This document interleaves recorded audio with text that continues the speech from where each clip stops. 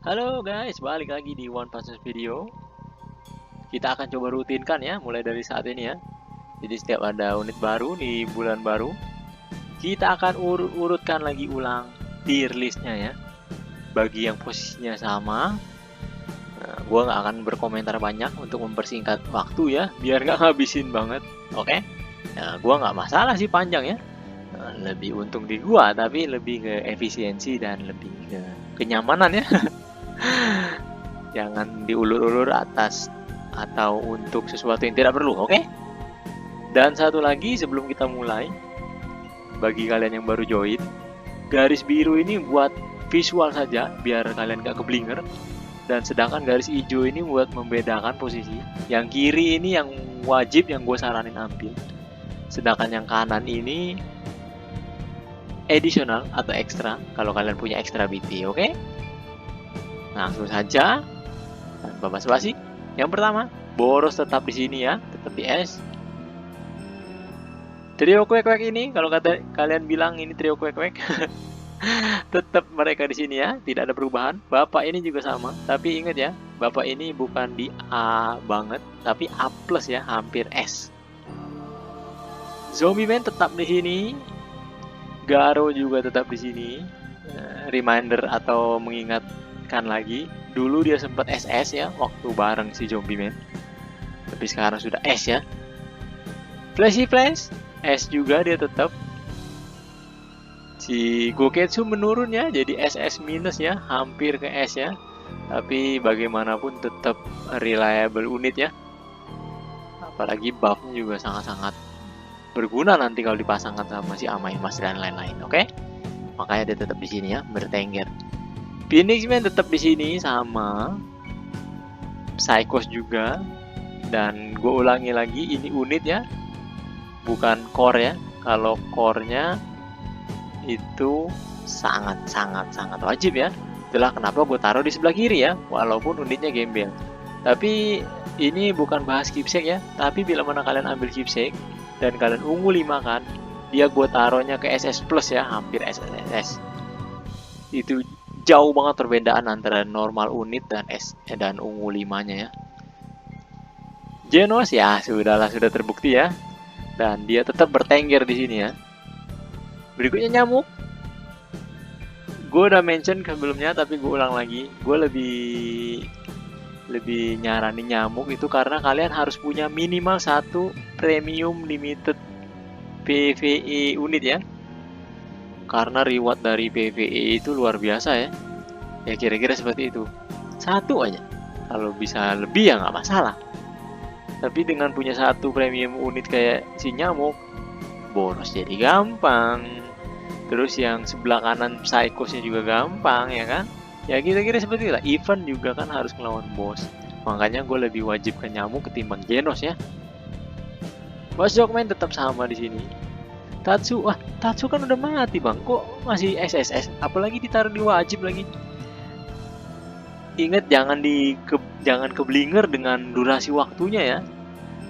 Karena gue atau youtuber lain ngasih tahu kalian akan ada Child Emperor V2, itu jauh ya, bedanya jauh. Jadi Tatsu V2 ke Child Emperor V2 itu 9 bulan ya.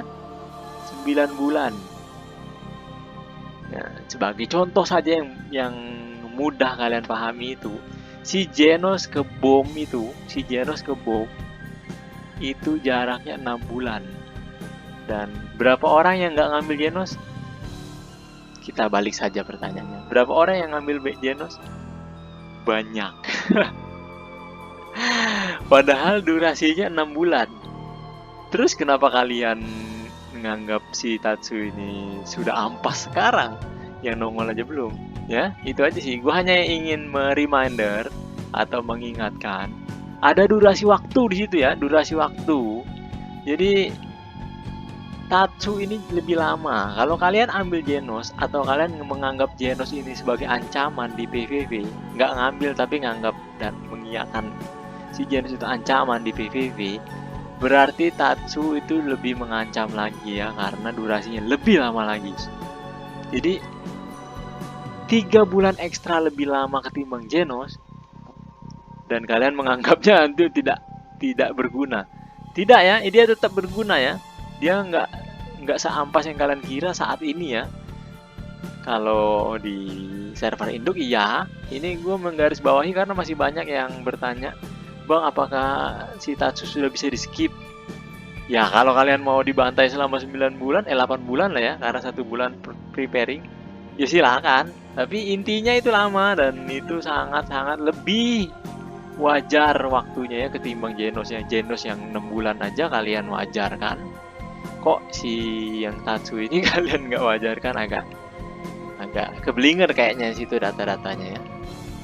Gunakan saja data-data rilis di server induk sebagai referensi ya, tapi tetap mengingat durasi atau jarak dari tiap karakter itu ya. Jangan langsung bukan jangan ya, hindari dibandingkan langsung secara gamblang ya, karena beda waktu frame itu juga berpengaruh ya. Oke, lanjut. Amai SSR tetap sama, tidak ada perubahan dan tidak ada komentar lebih karena emang tidak ada yang tersinggung ke dia ya. Berikutnya Drive Night juga sama. Si bom juga tetap. Nah, ini jarak dia ke sini nih, deket nih coy. Kalian mewajarkan sedangkan ini kayak kalian cuih-cuih kan ya, jadi kesian gue. Ini kalau ada orangnya ini bisa nangis atau bahkan gantung diri dia. Suiryu juga nggak terlalu berubah ya. Sebenarnya sih char up jadi lumayan naik down ya, karena Child Emperor itu ternyata nggak imun terhadap char up. Jadi lumayan nih buff dari Suiryu, tapi tetap Suiryu butuh ini itu, makanya dia nggak bisa naik ke SS-nya. Mentok-mentoknya S plus lah. Sonic tidak ada perubahannya, dia tetap recommended ya. Ini juga sama, tidak ada perubahan karena ke S juga enggak, soalnya dia tetap berguna ya, bagaimanapun dia tetap berguna ya. Sekarang Gale tetap SSS-nya, dia tidak turun ke SS ya, tapi geser dari kiri ke kanan ya, sudah tidak wajib lagi ya, tetap balik lagi ke pilihan kalian. Gue sih tidak merekomended secara ini harus diambil, oke? Tapi bagaimanapun dia tetap tinggi banget damage outputnya ya. Jadi kehadiran Child Emperor V2 itu benar-benar menurunkan value si Gale. Tapi Gale tetap mendominasi di sisi PvE dan di sisi monster side ya. Luar biasa ya. Plus stunnya tetap masuk ke Child Emperor ya. 3 orang di stun selama 2 round. Berarti 3 follow up turun dari Child Emperor V2 ya. 3 follow up hilang, ya kan? Terus di round ketiga kemungkinan ada beberapa yang udah mati ya. Ditambah lagi si Child Emperor itu follow upnya ternyata hanya sampai 3 round ya. Si anjingnya itu nge-follow up hanya sampai 3 round. Jadi efektivitasnya penuh banget di round ketiga ya kalau ketemu Gale ya. Jadi nggak seampas yang kalian kira ya. Cuma tetap itu merupakan pukulan buat si Gale. Di sisi PvP, tapi di sisi PvE tetap tinggian Gale ya, karena balik lagi ke tadi ada limitation cuma 3 round. Jadi Gale tetap jauh lebih berkontribusi di PvE ya. Jauh lebih berkontribusi ya, soal sampai 10 round dia nge-follow up terus. Ya kan? Ya itu kira-kira. Ditambah lagi di monster side, dia tetap yang tertinggi damage dealernya ya. Sonic masih di bawah dia sedikit ya. Mereka berdua lah ya jatuhnya ya di monster side. Makanya gue tetap taruh di SSS ya, biarpun tidak wajib lagi, oke? Oh iya, satu lagi, untuk keepsake, tadinya gue lebih vote ke Gale ya, tapi sekarang vote gue bergeser sedikit ke Sonic ya. Sonic 51, Gale 49 ya. Tipis, tapi gue sekarang geser ke Sonic, oke? Itu nanti saja di video keepsake akan lebih ini ya. Intinya seperti itu. Berikutnya Hellfire. Hellfire turun ya. Sekarang dia ke S, bahkan S minus ya. Biarpun yang dia support itu unit-unit yang wajib kalian ambil, contohnya kayak si Boom, dan kedua si Gale dari sisi Park dan lain-lain.